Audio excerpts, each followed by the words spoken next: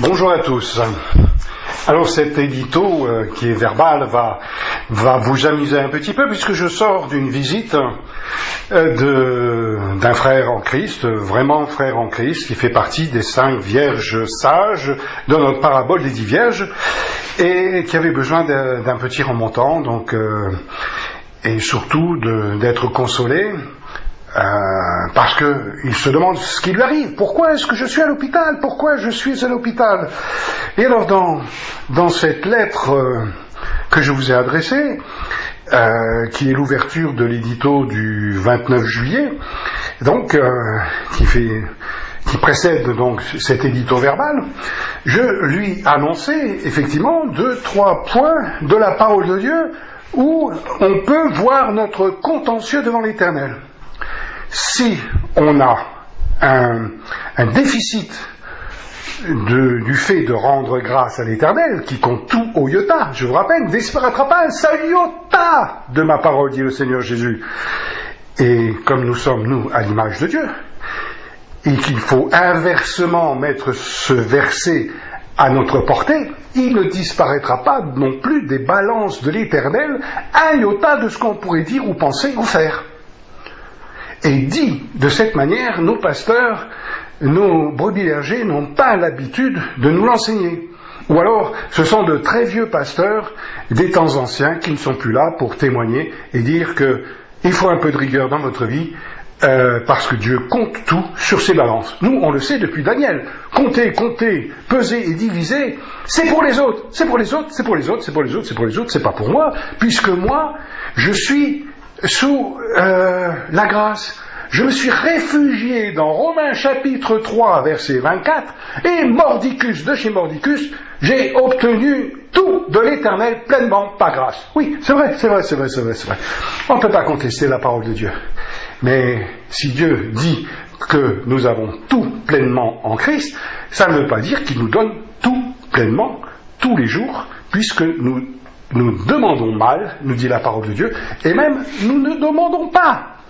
Quand l'édito vous présente l'allégeance de notre Père qui est aux cieux, avec la ferme recommandation du Seigneur Jésus qui dit « Voici comment vous devez prier », et que les églises n'ont jamais enseigné, je peux vous dire, 45 ans, dans l'église de Jésus-Christ, même davantage, je ne vous donne pas mon âge exact comme ça, eh bien, je peux vous dire que jamais on a enseigné dans l'église de Jésus-Christ de faire allégeance à Dieu pour que sa volonté soit faite jour après jour. C'est-à-dire, ce soir, je me retire dans la chambre, dans Matthieu 6, verset 6, me dit que c'est la chambre de mon cœur, de mon âme, de mes pensées, là où Dieu se tient, et je peux être sur la lune, je peux être sous la douche, peu importe, Dieu sera au rendez-vous.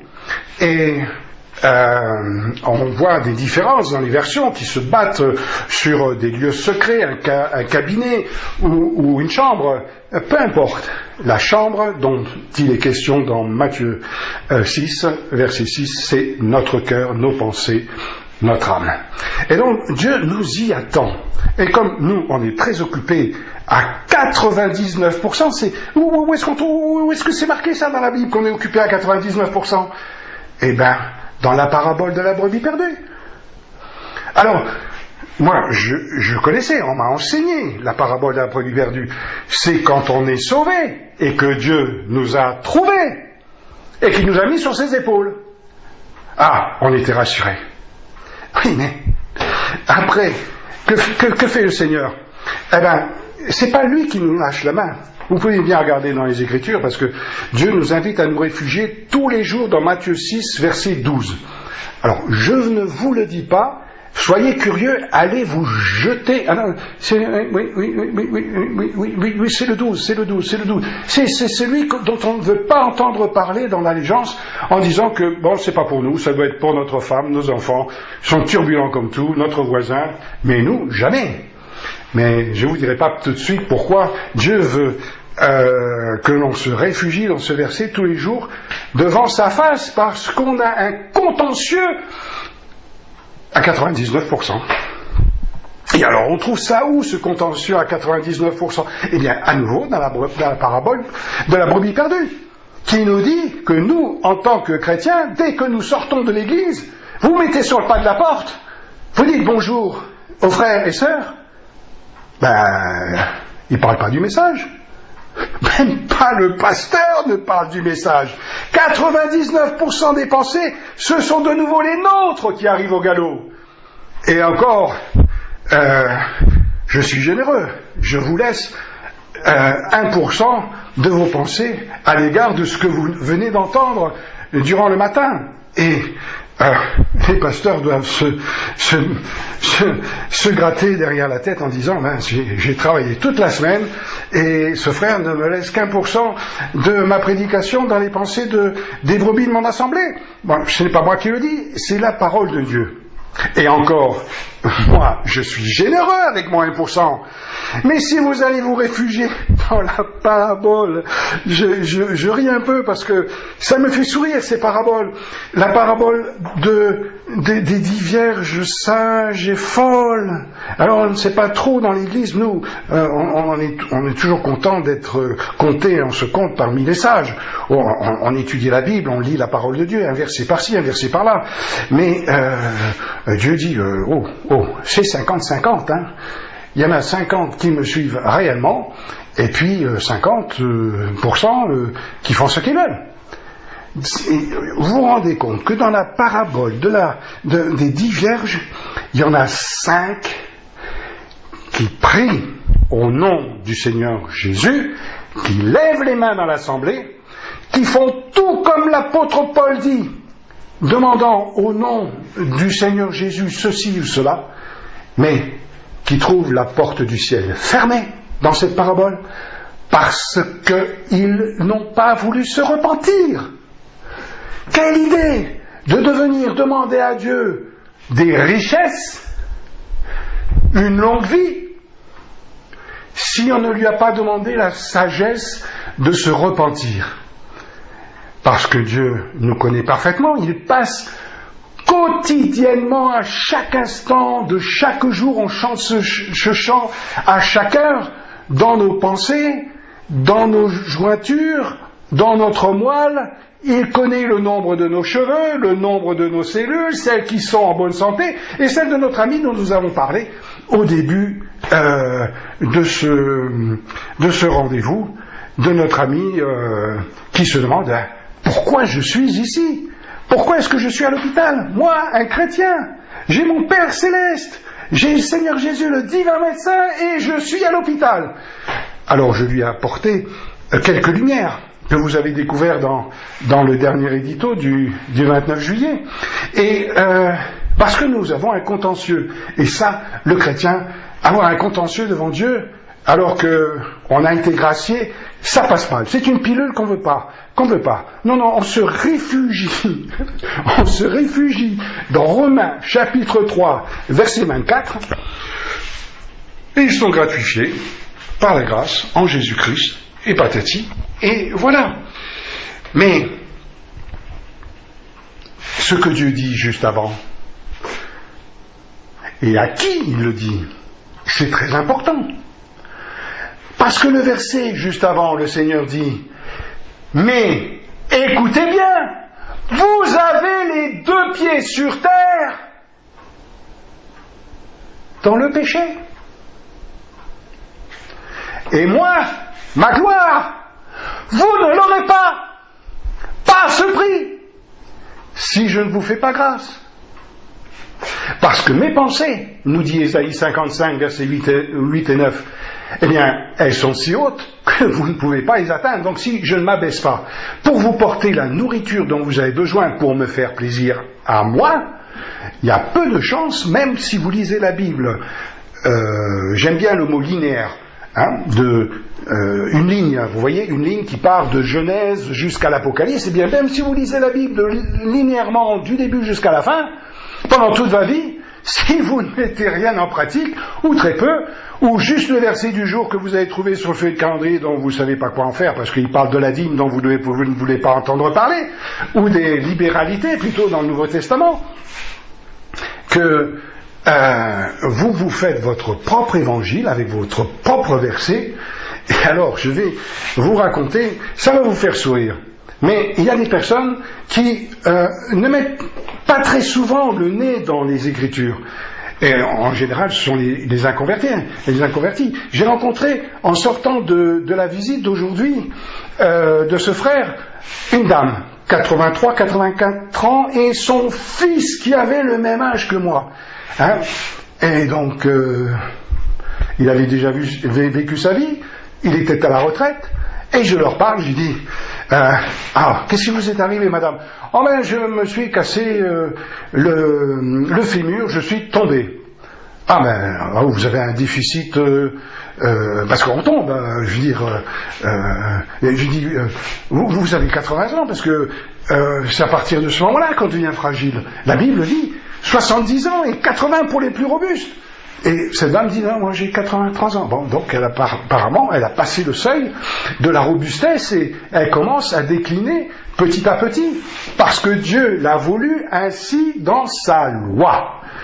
Nous qui parlons de la grâce, nous mourrons à 80 ans selon la loi de Jésus-Christ qui est toujours actif et dont aucun iota ne va disparaître. Donc, il y a des choses qu'on trie dans la parole de Dieu, quand on lit, on fait son marché, on dit ça c'est pour moi, ça c'est pas pour moi, ça c'est pour ma femme, ça c'est pour mes enfants, ça c'est pour mon voisin, ma belle-mère, on n'oublie pas la belle-mère, et on a toujours des pensées comme ça pour les autres par rapport à ce qu'on lit, en oubliant que Dieu dit, ce que tu as lu, est-ce que tu le mets en pratique? À combien de pourcents? Allez, dis-moi. 5%, 10%? Bon, si vous avez lu Noé, le texte de Noé, se réfugier dans l'arche, c'est difficile. L'arche de Noé n'existe plus, elle a servi pendant une année ou un petit peu plus, et puis Dieu l'a placée sur une autre montagne. Donc, ce n'est pas la peine de la chercher, de vous y réfugier. Si je vous donnais un verset d'Apocalypse chapitre 16, je vous laisse regarder la 7e coupe. Juste, vous lisez les versets de la 7e coupe et vous allez voir ce que Dieu va faire en dernier lieu, parce qu'il va être très mécontent de l'homme, de sa désobéissance, à mettre sur des inconnus et des hypothétiques hasards sa création parfaite. Alors, et l'homme n'hésite pas à dire, il y a des millions d'années, des milliards d'années, même des chrétiens utilisent ce langage pour parler des 6 jours de la création. Et donc Dieu est vraiment fâché et dit, puisque vous ne voulez pas de ma création, eh bien vous allez voir, je vais tout reprendre à l'envers. Et la dernière coupe, si vous la lisez bien jusqu'au bout, Dieu défait nos villes pour en faire un tas de cendres et met les montagnes à la hauteur de la Belgique. Ça sera un plat pays, nous dit l'Écriture. Et sans vouloir vous offenser, ou vous faire peur, c'est que à la fin, toute fin, alors que l'homme ne verra, ce qui reste, le peu qui va rester à ce moment-là, au lieu de se demander où est-ce qu'on va habiter maintenant. Ah, c'est ballot. Et après les 20 jugements qui ont précédé. On n'en a pas assez eu, Pourquoi il détruit les maisons? Pourquoi il détruit les montagnes? Qu'est-ce qui se passe? Eh bien, même pas. Le texte ne souligne le mécontentement de la population pour voir disparaître villes et montagnes. Il se plaignent devant Dieu de recevoir des bouteilles de gaz sur la tête. Le talent, mentionné dans le verset que vous trouverez dans le chapitre 16, a l'équivalent du poids de 45 kilos. Imaginez un glaçon ou une série de multitudes de glaçons de 45 kilos qui tombent du ciel, et la foule les hommes vont maudire à ce moment-là l'Éternel pour ce dernier jugement. Même pas de repentance. C'est-à-dire que Dieu peut nous mettre le nez devant notre désobéissance, qu'on refuse de croire. Et alors, je me suis abaissé devant cette dame de 83 ans et devant son fils qui avait mon âge. Je lui ai dit, mais Moïse, vous vous rendez pas compte? Il a vécu jusqu'à 120 ans. Moi, c'est un verset qui m'a toujours fait pâlir dans la parole de Dieu. Parce que moi, je me suis retrouvé quand même 3 fois à l'hôpital. J'ai frôlé 4 fois au moins la mort. J'ai essayé de renverser une 2 chevaux avec ma tête, de faire pareil, de renverser carrément une voiture avec mon tibia. Qui c'est qui a gagné? Je vous le dis pas, c'est pas le tibia. Et pareil, je me suis retrouvé coincé dans un camion parce que juste, j'aurais dû rester à la maison. J'étais malade ce jour-là. Et pour quelque raison que ce soit, par obéissance à mon patron, parce que c'était un homme fort aimable, je suis quand même parti au travail et je me suis arrêté contre un arbre. Donc, pourquoi est-ce que Dieu permet ces choses-là? J'aurais dû être en bonne santé pour ne pas être arrêté devant l'arbre. Et donc on ne se pose pas les bonnes questions. Parce que quand Dieu permet à l'ennemi de dire, bon, tu ne touches pas à la vie de Job. Tu fais ce que tu veux, mais tu ne touches pas à sa vie. Et alors, il y prend ceci, cela, toute sa famille, tous ses biens, et alors il revient encore à la charge pour lui prendre sa santé, et que ce pauvre monsieur est obligé de se gratter avec un tesson de poterie. Alors, aujourd'hui, si ça arrive, qu'est-ce qu'on fait? On court tout de suite chez le médecin, bien sûr. On n'attend pas que le Seigneur nous rétablisse. Pourtant, c'est ce que Dieu voudrait, qu'on se tourne vers lui. Mais même nos brebis bergers ont oublié la formule pour ne plus l'enseigner dans les assemblées, qu'il faut se tourner en premier vers votre bergerie, c'est-à-dire vers les anciens qui veillent sur vous, de les appeler, de confesser éventuellement votre désobéissance, parce que c'est un moment d'introspection que Dieu permet dans sa parole. Mais depuis que la sécurité sociale est là, on a oublié ce genre de choses. Et sans doute, nos pasteurs, pour ne pas être en défaut devant non-assistance à personne en danger, ont laissé faire. Mais on a laissé trop faire. Si bien que les brebis ne savent plus aller dans l'épître de Jacques. Non. Ils sortent leur carte de sécurité sociale, sortent leur carte de mutuelle même, ils se saignent même, se privent pour pouvoir avoir une mutuelle, alors que Dieu voudrait les voir en bonne santé. Moïse est mort dans la force de l'âge. Et pourquoi? Parce que c'était un serviteur modèle. Tellement modèle que même les enfants d'Israël ont bénéficié de ce médiateur hors pair. Parce que pendant tout le pèlerinage, j'ai pas la référence en tête, je vous la mettrai peut-être en incrustation, et c'est que ce peuple a traversé le désert, ses vêtements ne s'usèrent point pendant 40 ans, leurs chevilles sont restées intactes de la marche que l'Éternel leur a imposée. Donc leur santé, comme il est dit dans Matthieu chapitre 6, Dieu nous dit, je vous donne du pain. Regardez les oiseaux du ciel. Ils ne sèment pas et ils ont à manger. Moi, je vous donne tout ça. Je vous donne votre habit, je vous le donne. Et puis, il dit même dans Matthieu chapitre 6, je vous donne votre santé. Alors c'est où? C'est où? Je vais arrêter ma mutuelle demain. C'est dans Matthieu chapitre 6, vous cherchez, et vous verrez que vous ne pouvez pas ajouter une coudée à la durée de votre vie. Si c'est pas la santé, ça, je ne sais pas de quoi Dieu y parle.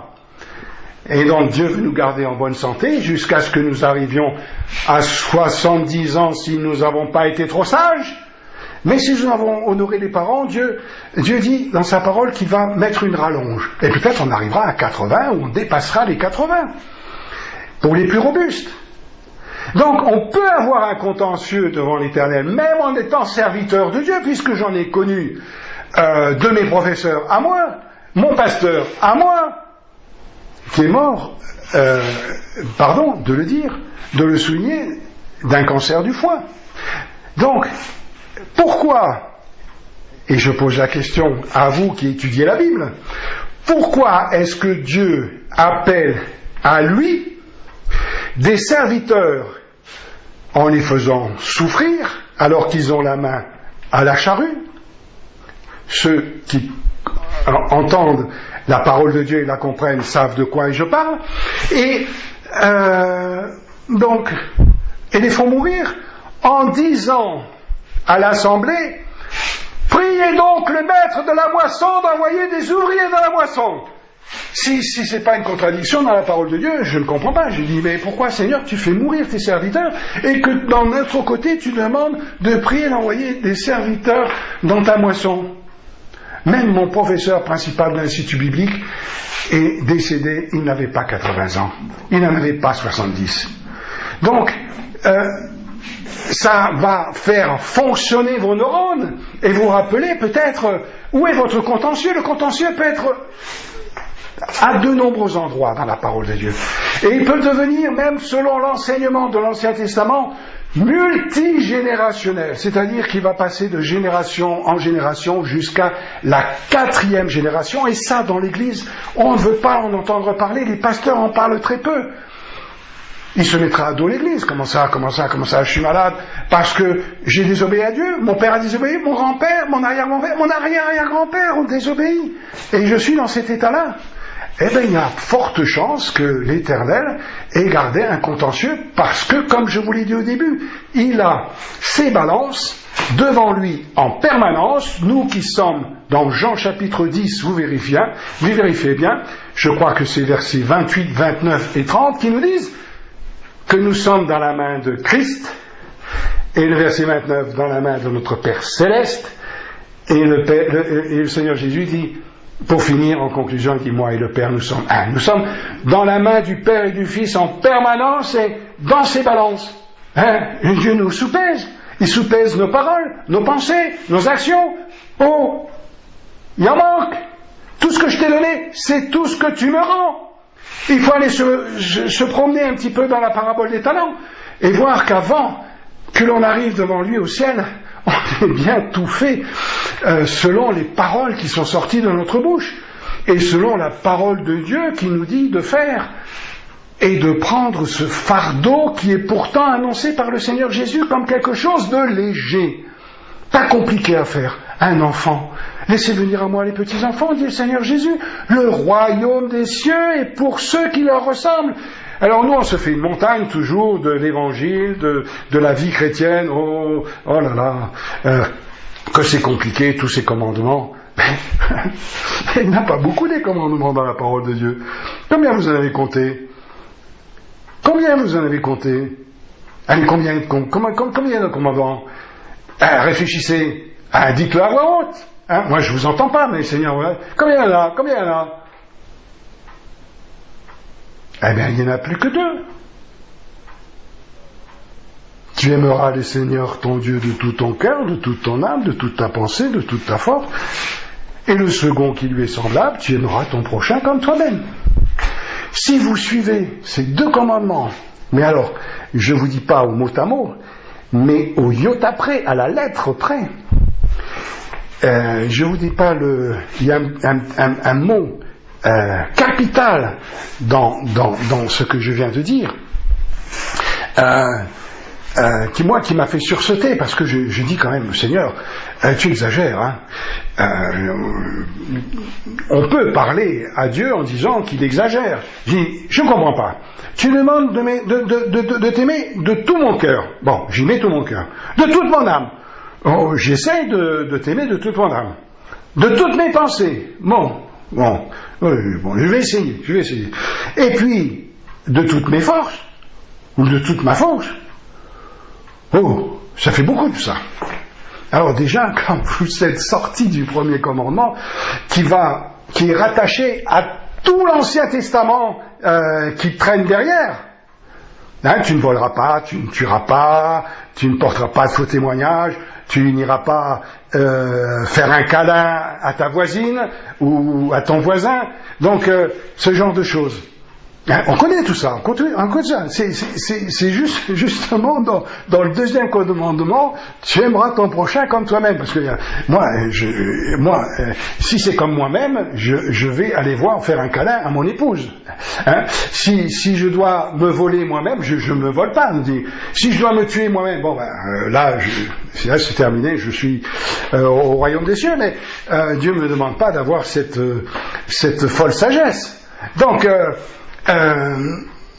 il y a tant de choses dans la parole de Dieu qui nous font perdre pied, parce que quand on regarde de trop près notre vie dans un domaine, Dieu nous montre, tu devrais regarder ici dans Matthieu chapitre 23, verset 23, le Seigneur parlant ici à l'église de Jésus-Christ, mais comment à l'église de Jésus-Christ, il n'y a pas de pharisiens? Ah bon? Vous croyez qu'il n'y a pas de pharisiens dans l'église de Jésus-Christ? Eh bien donc, il y a des beaux parleurs qui disent et qui font pas. Par exemple, en général, ceux qui viennent écouter la parole de Dieu. Parce que les pasteurs sont obligés, dimanche après dimanche, d'essayer de répéter les Écritures en leur apportant de la nourriture nouvelle, avec toujours le même enseignement, c'est-à-dire que Dieu attend notre obéissance. Et l'obéissance, c'est quand même quelque chose, une richesse qu'on voudrait garder pour nous-mêmes.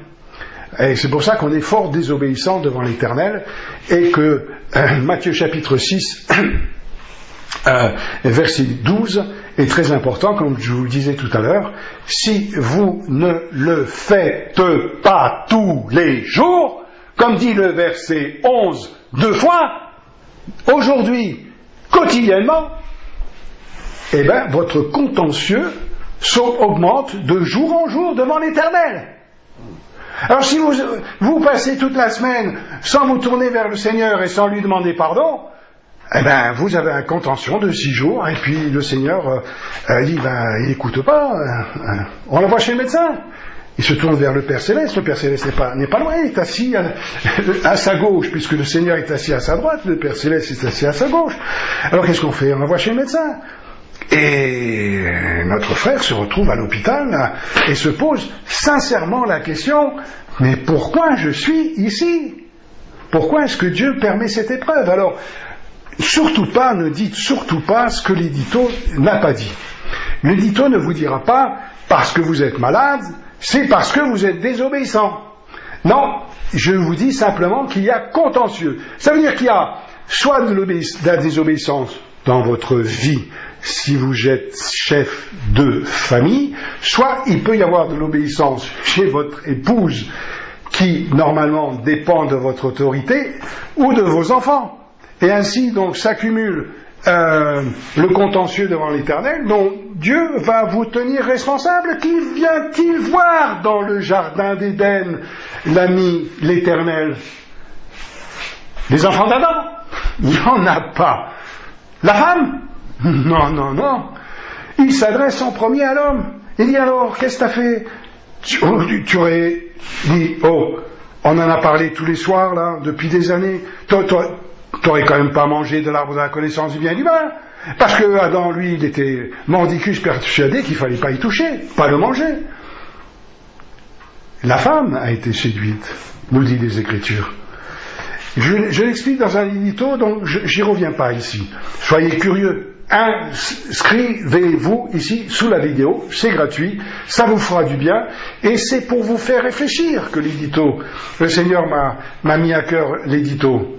J'ai un peu le pasteur, mais d'une assemblée virtuelle, puisque finalement je n'ai comme brebis que les personnes qui veulent bien lire, soit en ligne, soit par WhatsApp, les messages que le Seigneur me pousse par l'étude de sa parole à vous donner.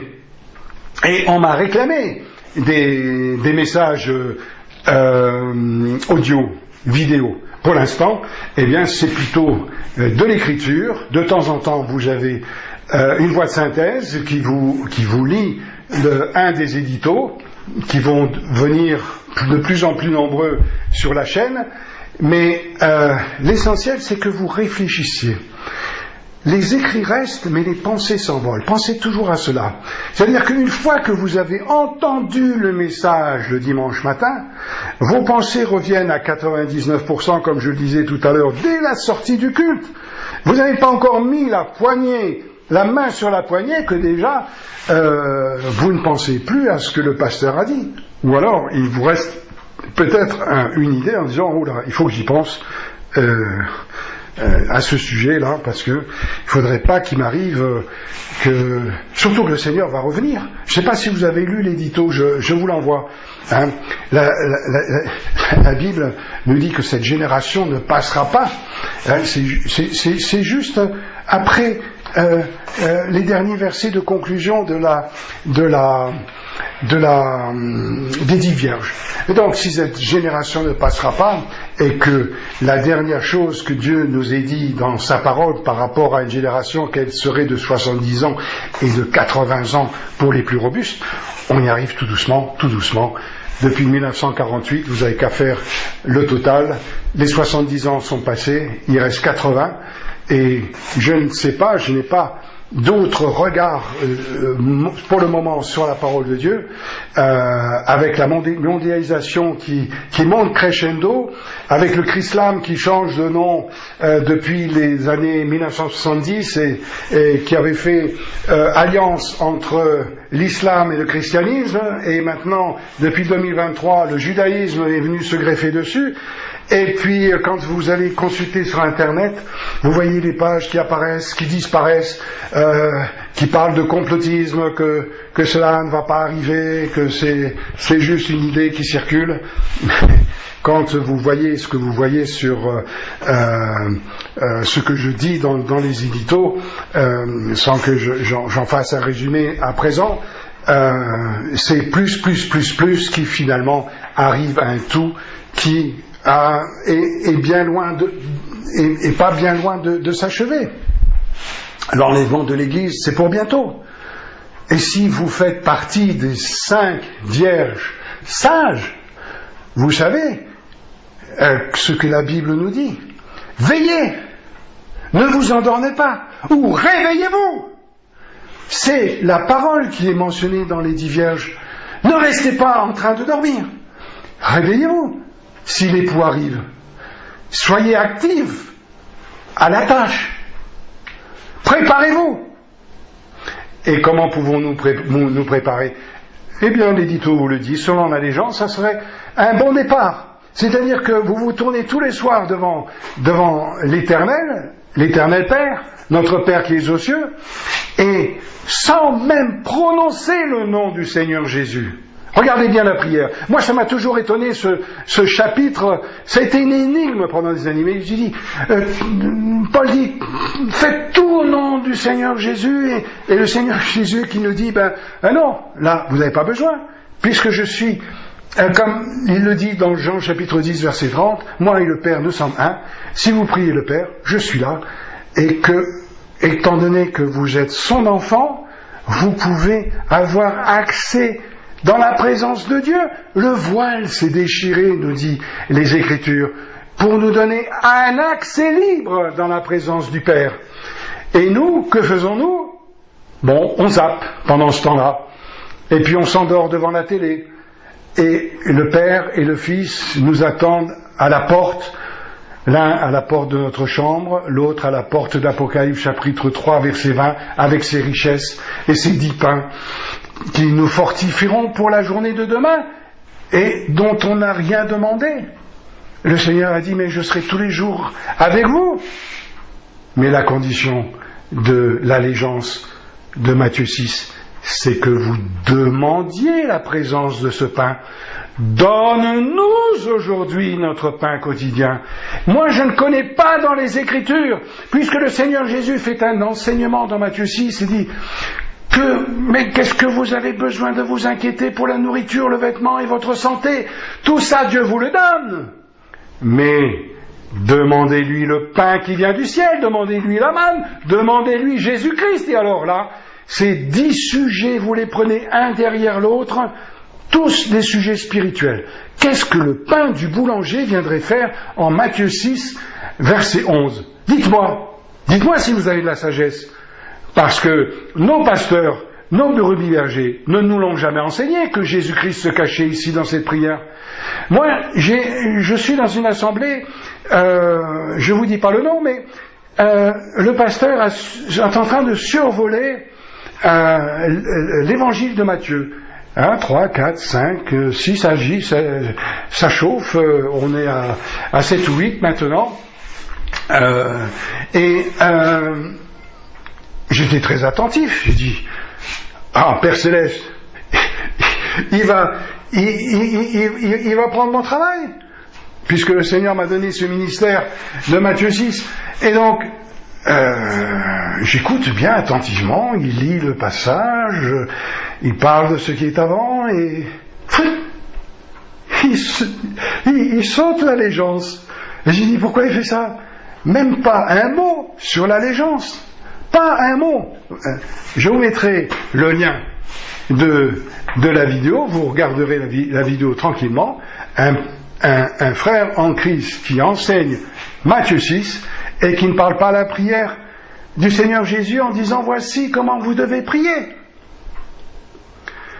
Parce qu'il y a une telle richesse dans ce chapitre spirituel. Tous les sujets sont spirituels. Même le verset 11 où Dieu utilise ce pléonasme, le Seigneur utilise ce pléonasme, donne-nous aujourd'hui quotidiennement notre pain. Et le pain, c'est Christ, le pain de vie. Nous le savons, c'est Christ. Mais on ne le voit pas. Puisque c'est Christ qui parle. On a l'impression qu'il ne parle pas de lui, qu'il parle d'autre chose. Et comme m'a dit un jour un frère en Christ, qui enseignait la parole de Dieu en son temps, il me dit, de toute façon, la plupart des gens, quand ils liront ce verset, ne penseront qu'au pain du boulanger. Mais c'est pas du tout le sujet que le Seigneur traite. Tous les sujets sont spirituels. Pourquoi, tout d'un coup, parlerait-il du pain du boulanger, alors que dans les versets en dessous, en fin de chapitre, il dit « Ne vous inquiétez pas du pain, ne vous inquiétez pas de votre vêtement, ne vous inquiétez pas de la coudée de votre vie. Inquiétez-vous de vous tourner en Matthieu 6, verset 6, le soir vers votre Père pour lui demander et lui accorder votre obéissance. Demandez le pardon, Matthieu 6, verset 12, de ne pas donner notre nom comme il a permis à l'ennemi d'avoir celui de Job. Quel frère en Christ n'a jamais pensé à Matthieu 6 en pensant à Job? Eh bien, la plupart, frères et sœurs en Christ, la plupart, on saute ce verset, on le lit. Moi, je l'ai appris dès ma jeunesse. Donne-nous aujourd'hui notre pain quotidien, pardonne-nous nos offenses comme nous sommes. Et puis, voilà, ne nous soumets pas à la tentation, délivre-nous du malin, car c'est à toi qu'appartient, pour tous les siècles, la puissance, le règne et la gloire. Et puis, d'un cœur très léger, des pensées très légères, une âme qui s'y attache pas, passe sur ces paroles, et puis on passe à autre chose. Alors que Dieu et le Seigneur Jésus-Christ nous attendent, alors tu vas obéir. Et alors, je vous donne un coup. C'est un scoop encore de l'édito, parlant de le mentionner comme ça, mais que faisons-nous habituellement lorsque nous nous mettons à genoux devant Dieu? Eh bien, on vient avec nos doléances, nos rhumatismes,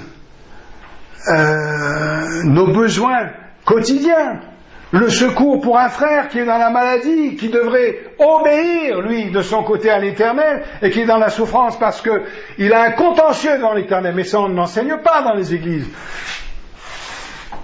Ça ferait un tel chambardement en disant, les uns et les autres se regarderaient.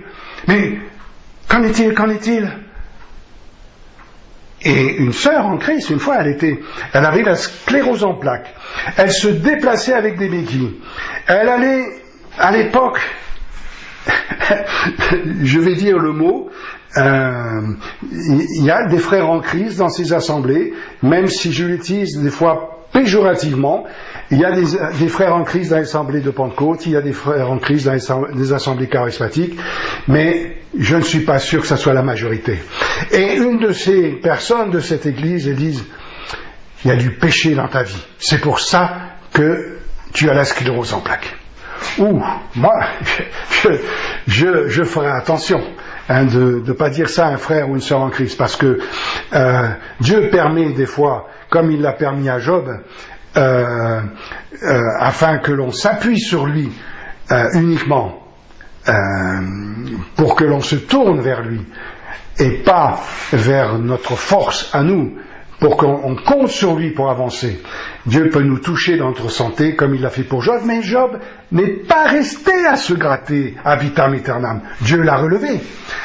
Donc, effectivement, quelqu'un qui souffre en longue période d'un maux ou d'un mal peut se sentir lésé par rapport à un frère en Christ qui est en bonne santé. Je ne pensais pas vous parler de cela, de ce contentieux aujourd'hui. J'avais introduit par ce frère que je vais appeler par Danielou. Danielou, pourquoi Danielou? Parce que où il est, il voudrait bien savoir lui-même, devant son Dieu, qu'il a mis pendant plusieurs mois à l'hôpital pour un soin, juste pour avoir, semble-t-il, d'après les examens et le service médical qu'il aurait mangé, par rapport à son témoignage sans doute, le mal qui l'a infecté en mangeant de la nourriture industrielle. Donc Dieu permet cela, mais quand Dieu dit rendez grâce en toutes choses, il est possible que nous ayons un déficit devant l'Éternel et un contentieux dans ses balances qui juge que notre reconnaissance n'est pas suffisante devant lui, et donc pour attirer notre attention peut nous mettre à mal dans notre santé. On le voit dans la parole de Dieu. Alors je vous donne un exemple. Il y en a au moins deux qui nous viennent de l'Ancien Testament. Un, c'est celui d'Ananias et Saphira, on le connaît. Alors une désobéissance telle, un contentieux tel, que Dieu a dit, comptez, pesez, divisez, tu viens par ici.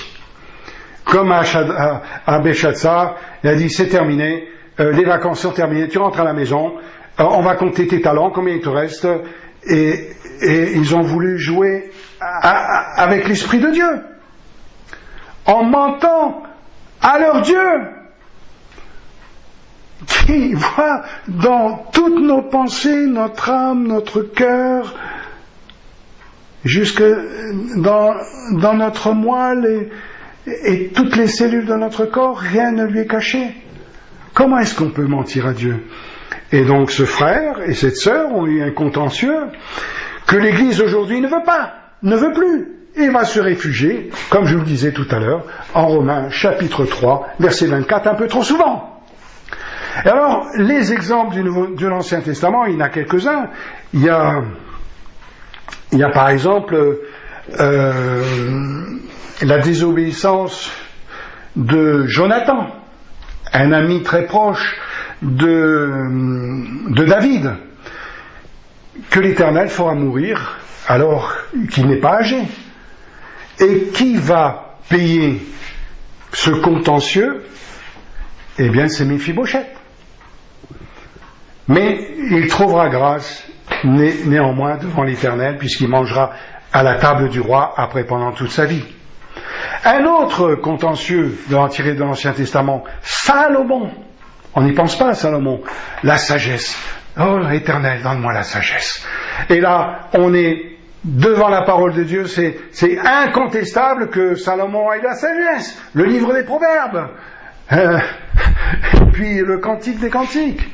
Donc, Dieu lui a donné de la sagesse. Il lui a donné aussi un cœur pour les femmes.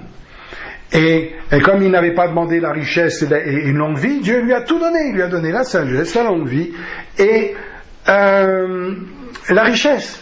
Et comme il lui avait donné la longue vie, Dieu ne pouvant pas revenir sur sa parole, puisque sa parole nous dit est la vérité vraie, dans Jean chapitre 17, verset 17, et ainsi, Dieu étant coincé, que pouvait-il faire?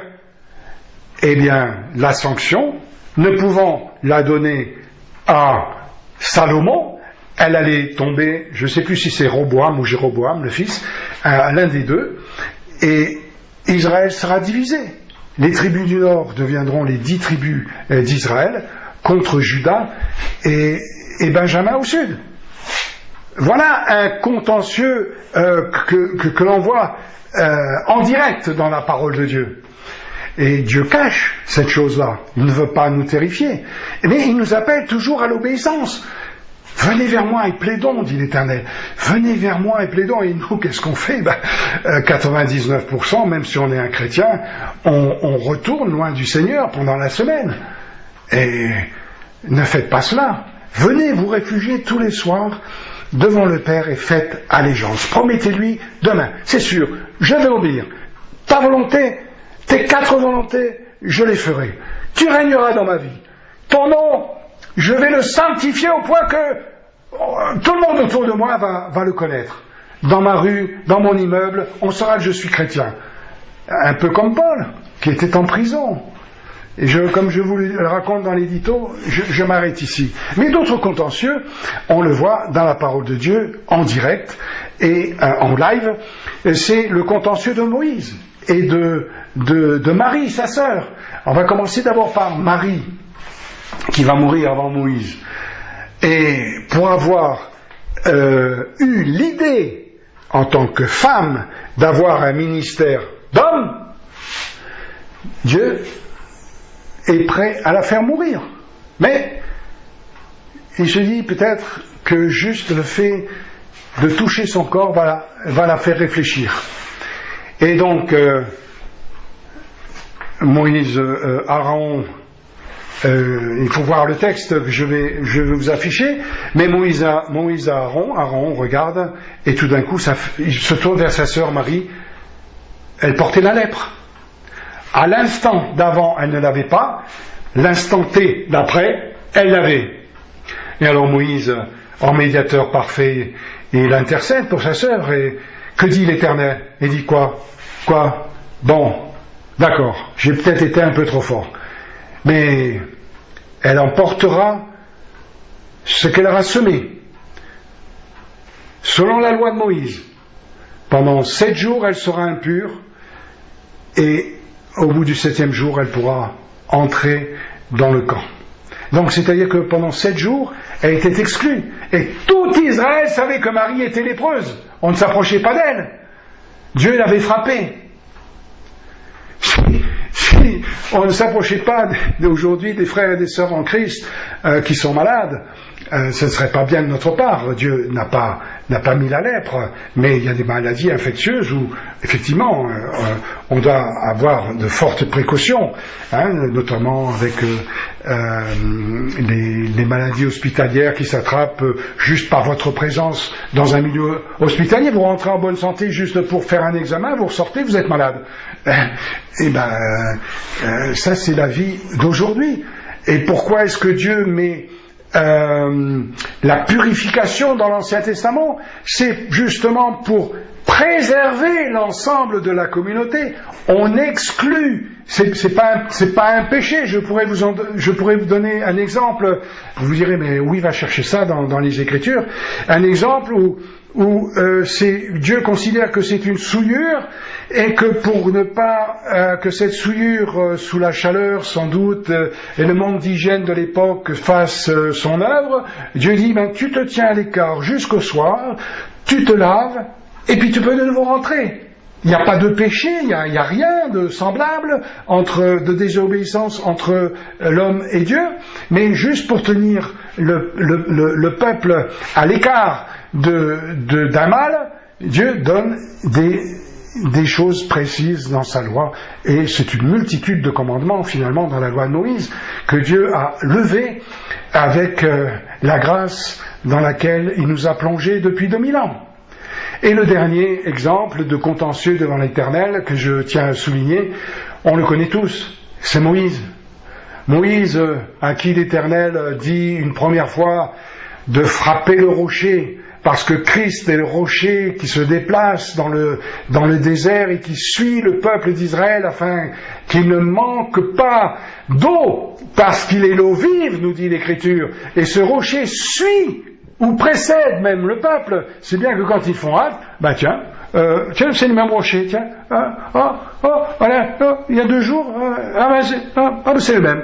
Et il y a de l'eau aussi qui coule. Et tout le monde venait boire et se rafraîchir. Et un jour, l'Éternel lui dit de parler au rocher. Et devant le peuple impatient, ou je ne sais plus pour quelle raison, à un excès de colère, il frappa 2 fois le rocher. Mais même 2 fois, c'était 2 fois de trop, puisque Dieu lui avait dit de lui parler. Et ainsi, Dieu se tourne vers son serviteur et dit, tu as un contentieux devant ma face. Tu ne vas pas rentrer en terre promise. Tu n'aurais pas dû frapper le rocher. Je ne te l'avais pas permis. Et Dieu va enterrer son serviteur lui-même dans le désert. Il ne rentrera pas. Voilà ce que je voulais partager avec vous sur ce contentieux que nous pouvons avoir devant l'Éternel, qui peut nous conduire à l'hôpital, à la maladie, à un défaut de santé, qui n'est pas forcément de notre fait, comme on le voit avec Jonathan, Méphibosheth, je crois que c'est Méphibosheth, si je ne me trompe pas. Donc, à nous de prendre toute l'attention nécessaire, de chercher la volonté de Dieu. Et quelle est la chose la plus simple qu'un enfant fait quand il vient se réfugier auprès de sa mère? Il dit, qu'est-ce que je peux faire? Je peux faire quelque chose pour toi? Je mets la table? J'essuie la vaisselle? Maman, elle sait que suivant son âge, il va peut-être casser quelque chose, donc elle va peut-être hésiter, et va lui donner quelque chose à faire. Et Dieu veut que nous ayons toujours quelque chose à faire pour lui. C'est un fardeau léger, nous dit le Seigneur Jésus. Nous, on se fait une montagne du service pour l'Éternel. Mais quand nous servons fidèlement, jour après jour, dans les petites choses qui viennent s'ajouter les jours après jour, on ne voit même pas le temps passer. Je peux vous le garantir. Et le matin, au réveil, quand je dis « Bonjour Père Céleste, bonjour Seigneur Jésus », ça fait rire comme peut-être de l'entendre en audio maintenant, alors que je vous l'ai écrit dans l'édito. Mais c'est des plus raisonnables. Avant même de demander quoi que ce soit à Dieu, on pourrait simplement lui dire « Bonjour ». Et puis le rendre grâce pour cette belle journée qu'il nous a donnée. C'est le psaume 118, verset 24. Apprenez ce verset. Psaume 118, verset 24. C'est ici la journée que l'Éternel a faite. C'est ici la journée que l'Éternel a faite. Dieu est toujours dans une phase créatrice. Donc il crée jour après jour. Alors aujourd'hui, il y a beau temps, il y avait soleil, il faisait chaud. Et demain, il y aura peut-être orage. Et voilà ce que Dieu fait chaque jour. Et le verset se termine ainsi, afin que nous soyons dans l'allégresse et dans la joie. Dieu crée des choses nouvelles pour nous, non pas pour nous mettre un poids, pas pour nous amener à l'hôpital, mais juste pour que nous fassions confiance et que nous nous tournions vers lui de bon cœur, de tout notre être, de tout notre cœur, toute notre âme, de toute notre pensée, de toute notre force selon le premier commandement. Voilà, que le Seigneur vous bénisse. À bientôt.